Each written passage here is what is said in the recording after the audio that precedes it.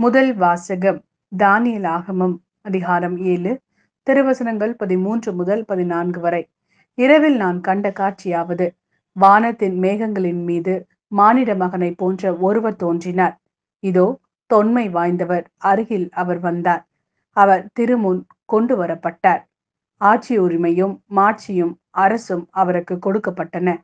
எல்லா இனத்தாரும் நாட்டினரும் மொழியினரும் அவரை வழிபட வேண்டும். அவரது ஆட்சியுரிமை என்றும் உள்ளதாகும்.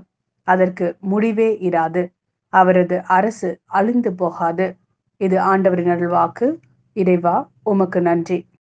இரண்டாம் வாசகம் திருவெளிப்பாடு அதிகாரம் 1 திருவசனங்கள் 5 முதல் 8 வரை. ஆசியாவில் உள்ள 7 திருச்சபைகளுக்கும் யோவான் எழுதுவது.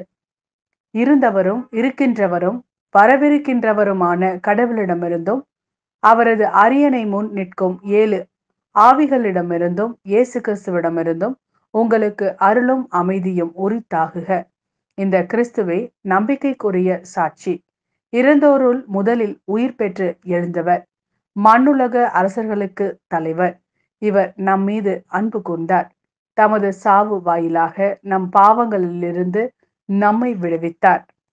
ஆட்சியுரிமை பெற்றவர்களாக, அதாவது நம் கடவுளுக்கும் தந்தையுமானவருக்கு ஊழியம் புரியும் குருக்களாக நம்மை ஏற்படுத்தினார்.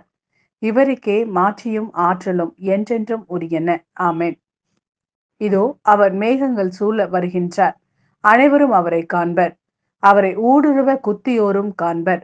அவர் பொருட்டு மனுலகின் குலத்தார் அனைவரும் மாரடித்து புலம்புவர். இது உண்மை. ஆமென். அகரமும் நகரமும் நானே என்கிறார் கடவுளாகிய ஆண்டவர். இருந்தவரும் இருக்கின்றவரும் வரவிருக்கின்றவரும் எல்லாம் வல்லவரும் அவரே. இது ஆண்டவரின் அருள்வாக்கு. இறைவா, உமக்கு நன்றி. யோவான் எழுதிய நற்செய்தி அதிகாரம் 18 திருவசனங்கள் 33 முதல் 37 வரை. பிலாத்து மீண்டும் ஆளுநர் மாளிகைக்குள் சென்று இயேசுவை கூப்பிட்டு அவரிடம், நீ யூதரின் அரசனா என்று கேட்டான். இயேசு மறுமொழியாக, நீராக இதை கேட்கிறீரா, அல்லது மற்றவர்கள் என்னை பற்றி உம்மிடம் சொன்னதை வைத்து கேட்கிறீரா என்று கேட்டார். அதற்கு பிலாத்து, நான் ஒரு யூதனா என்ன? உன் இனத்தவரும் தலைமை குருக்களும் தானே உன்னை என்னிடம் ஒப்புவித்தார்கள். நீ என்ன செய்தாய் என்று கேட்டான். இயேசு மறுமொழியாக, எனது ஆட்சி இவ்வுலக ஆட்சி போன்றதல்ல.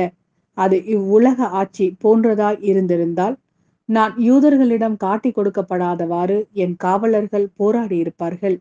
ஆனால் என் ஆட்சி இவ்வுலக ஆட்சி போன்றதல்ல என்றார். பிலாத்து அவரிடம், அப்படியானால் நீ அரசன்தானோ என்று கேட்டான்.